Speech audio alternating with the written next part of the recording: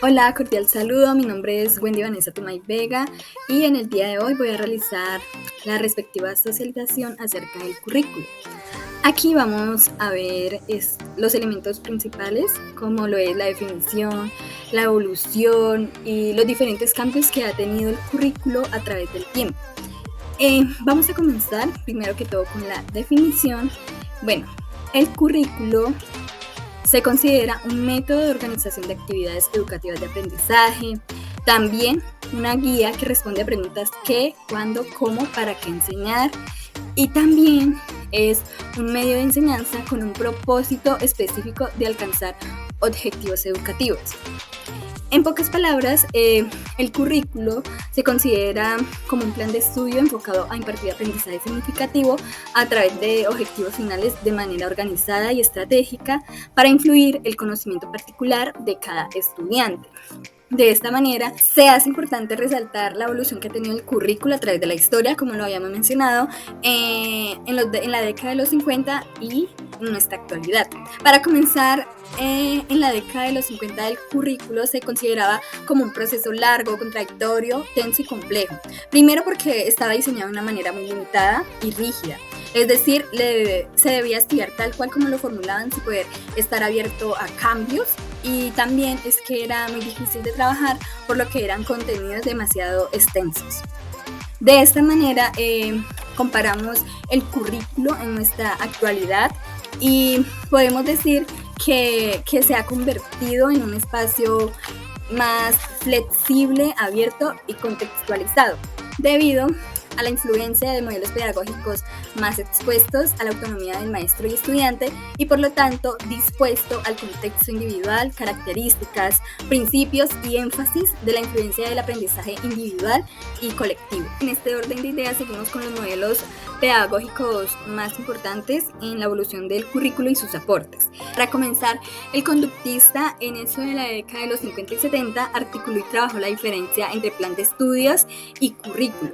Creía que no había gran diferencia, es decir, que se podían considerar casi lo mismo. También reconoció el papel central de los fines en el diseño curricular y asimismo reivindicó la necesidad de consultar las fuentes diversas en el diseño. De esta manera, la escuela activa también tuvo aportes muy importantes por ser un modelo pedagógico bastante abierto. Este proyectó el centro de interés y trabajó por proyectos educativos que ameritaron la participación de los estudiantes y sus necesidades individuales como el papel fundamental y primordial del aula de clases. También estableció la articulación entre escuela y vida y se trabajó un currículo más abierto, flexible, a las condiciones de cada estudiante. Este se enfocó, como habíamos mencionado, en incluir un contenido libre, que fuera más fácil de manipular, digerir y renovar. Seguimos con el modelo constructivista, que se enfocó en la contextualización del currículo, tuvo muy en cuenta el desarrollo cognitivo de cada estudiante y también se caracterizó por tener precisión de sus componentes. Y es así que todos estos elementos han contribuido con diversos cambios en el currículo y lo que nos ha permitido trabajar el currículo actual.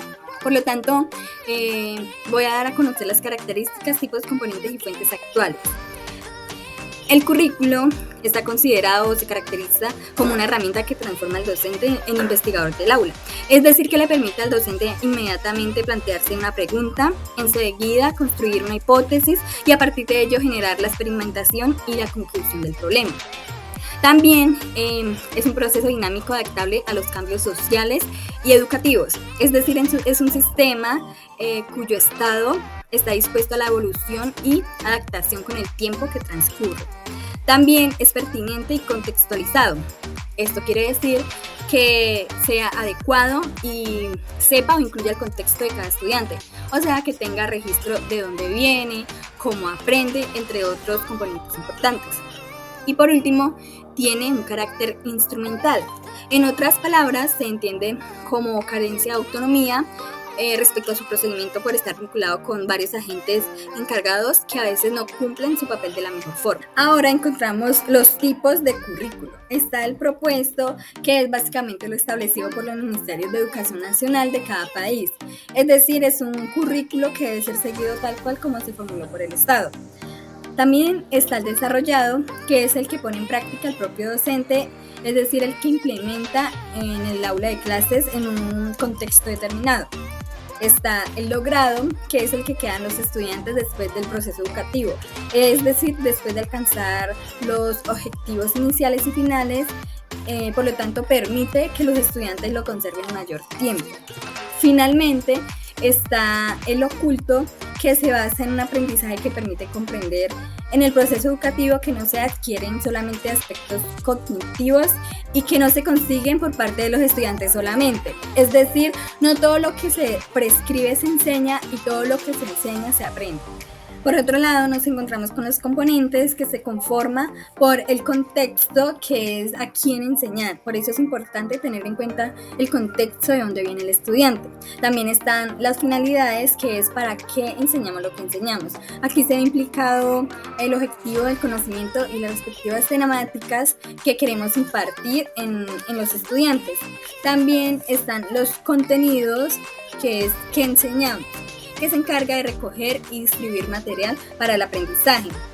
Las secuencias, que es cuándo enseñar, este se refiere a la organización y orden que se debe tener para enseñar el contenido en los momentos adecuados.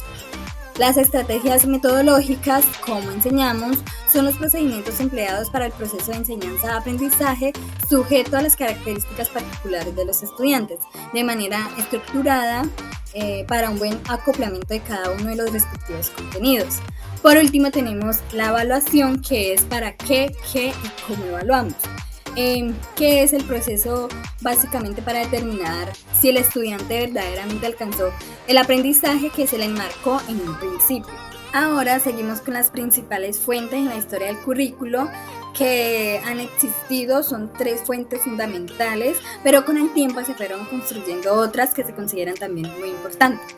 Las 3 fuentes principales son la social o sociológica, que se refiere a las relaciones interesestructurales entre la escuela y la sociedad.